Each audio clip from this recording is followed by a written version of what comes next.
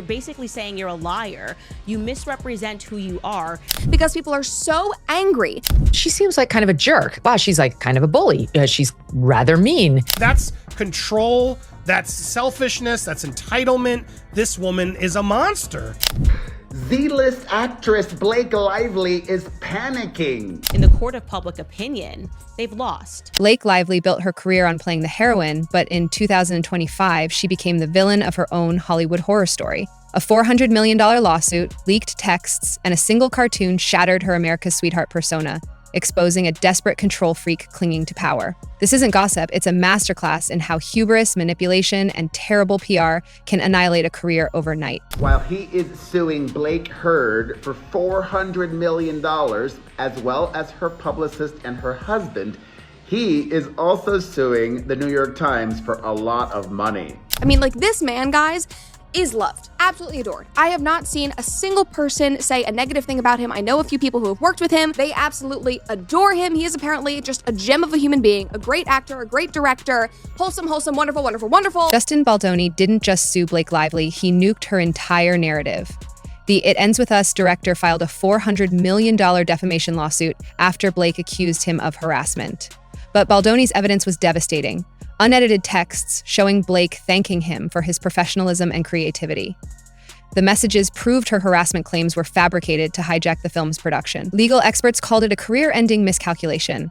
Baldoni's attorney, Brian Friedman, released a statement calling Blake's accusations a fiction crafted to bully a director into submission. The lawsuit revealed Blake demanded final cut privileges, rewrote scripts without approval, and even banned Baldoni from his own premiere.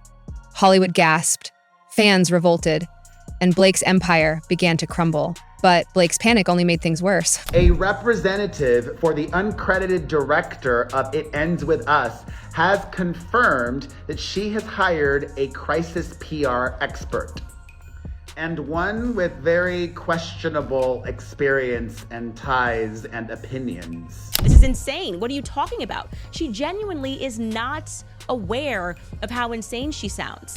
Taylor Swift's former bestie continues to maintain that she is a victim and that Justin Baldoni is an abuser. Despite that, public perception is against the hair care professional. When the scandal erupted, Blake hired Nick Shapiro, a former CIA deputy chief of staff, to fix her image.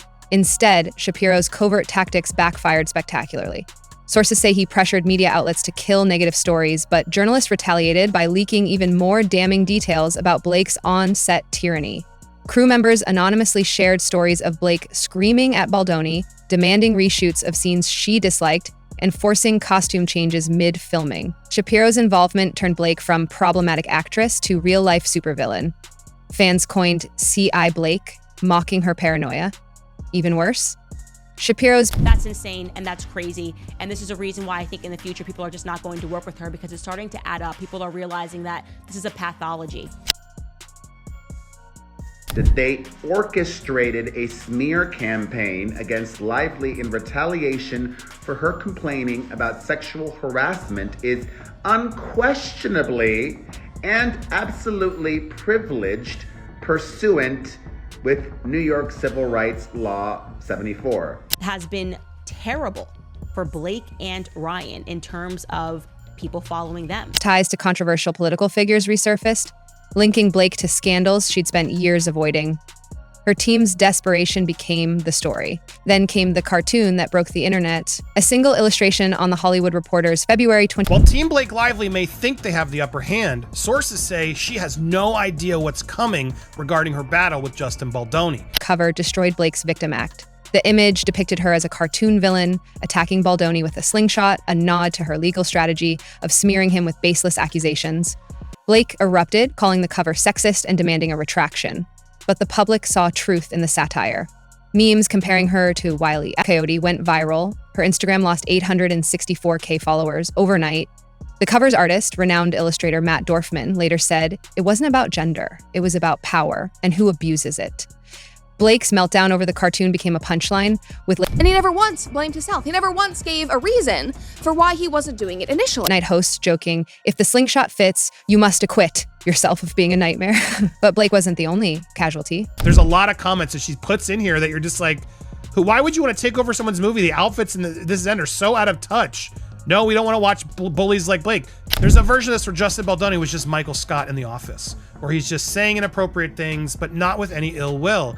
But Blake Lively, much more different culturally, more about the power and thinking that this is about the feminist Me Too movement. And how dare you do this? I will happily participate in releasing any further leaks that they have, because the truth should be out there. Even if Justin was too huggy or whatever the heck, or said she was sexy, none of this warrants this. And you still have to atone for what you did. Ryan Reynolds tried to laugh off the scandal during SNL's 50th anniversary special. When Tina Fey asked, "How's it going?" he smirked. "Great, why? What have you heard?" The audience froze. Critics pounced, accusing him of trivializing harassment claims. His Instagram plummeted by 398K followers, more than Blake's losses. Industry insiders revealed Ryan had secretly lobbied studios to support Blake, but the backlash forced him to retreat. "He's in damage control mode," a source close to Reynolds said. "He knows this could sink his nice guy brand forever." The joke became a symbol of their tone deafness and proof that even Hollywood's golden couple isn't bulletproof. Meanwhile, Baldoni played the long game.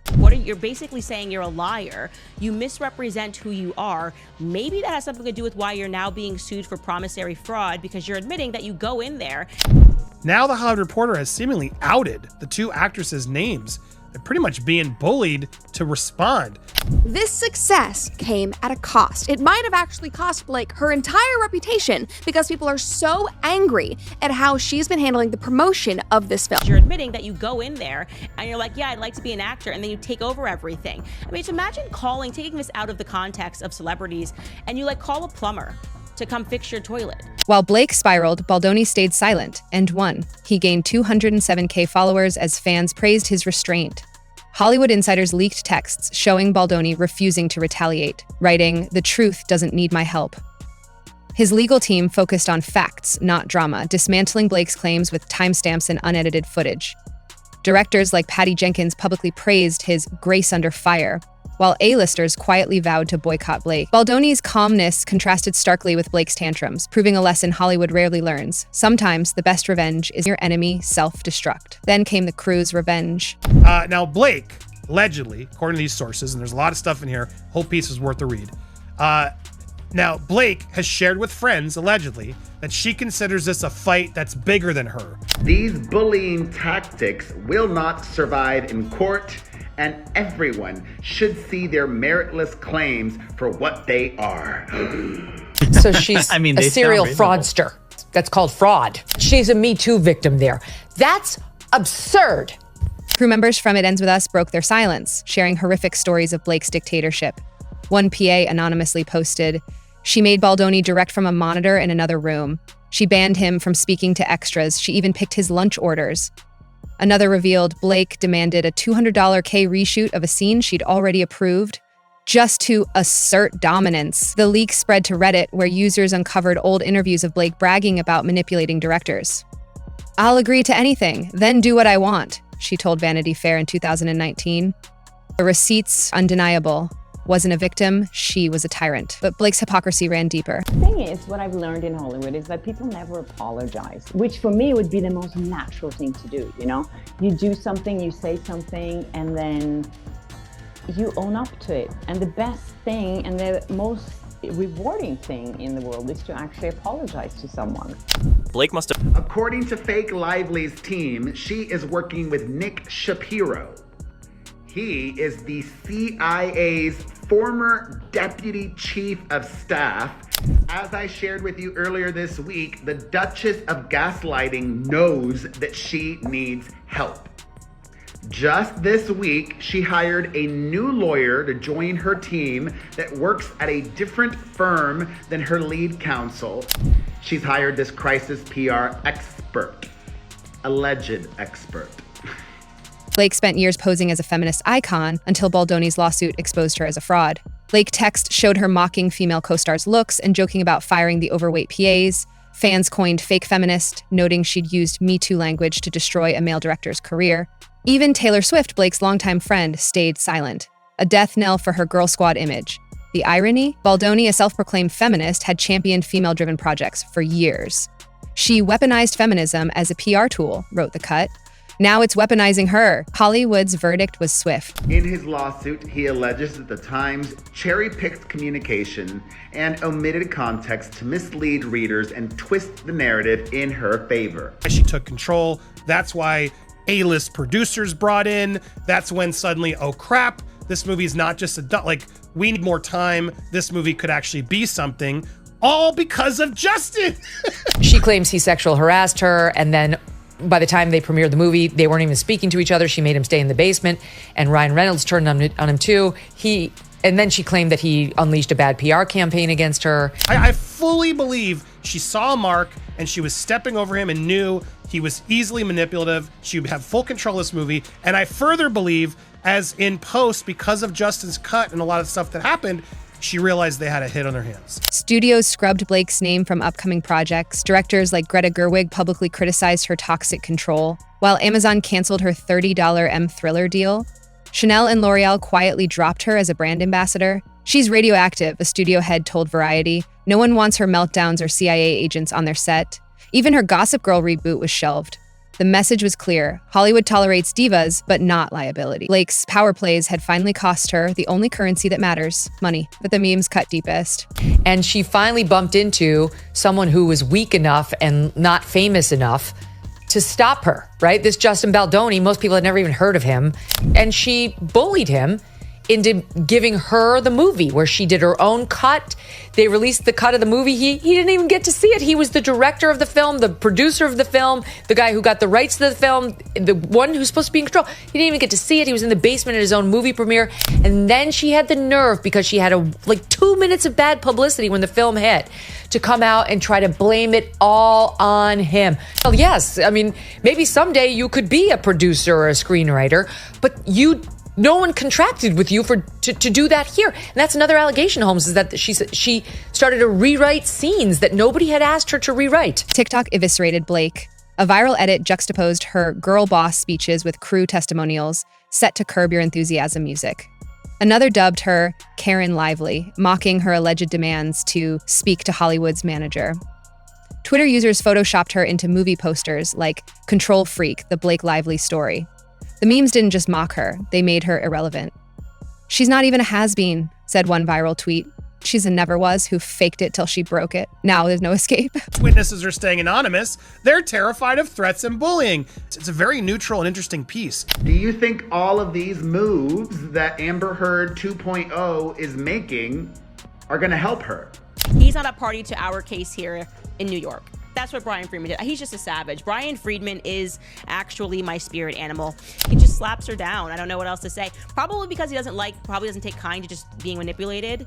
You know, you should have just been like, I want an extension because I don't have any proof.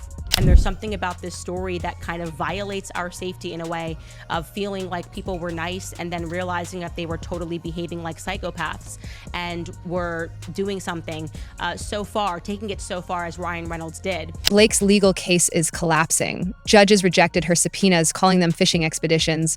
Baldoni's team plans to countersue for malicious prosecution. Ryan Reynolds is reportedly consulting divorce lawyers. Her only remaining ally? A $99 Cameo account offering personalized shoutouts? A far cry from her $25 M per movie peak. Blake Lively isn't just canceled. She's a cautionary tale. Hollywood forgives affairs, DUIs, even crimes, but it never forgives humiliation. How's it going? Great. Why? What have you heard? I didn't like him. Just gonna be straight with you. I didn't fucking like him. So they're both equally repulsive. We did this publicity stunt last night where they went on SNL and Ryan Reynolds made this silly joke, this really silly joke. And it's it's SNL 50-year anniversary. And or Saturday night, whatever. Ryan Reynolds stands up and she's like, how's it going? He's like, good. Why? What have you heard? And it was all ha ha ha ha ha ha. So I found that incredibly telling. Hidden in a little footnote, her protection that, I was told they were lawfully obtained. Yikes. Big yikes. Blake Lively's downfall isn't about lawsuits or cartoons. It's about an industry that devours its own when the facade cracks. She underestimated Baldoni, the internet, and Hollywood's ruthlessness. Now, her legacy is reduced to memes, her career to a punchline. But this isn't just her story. It's a warning.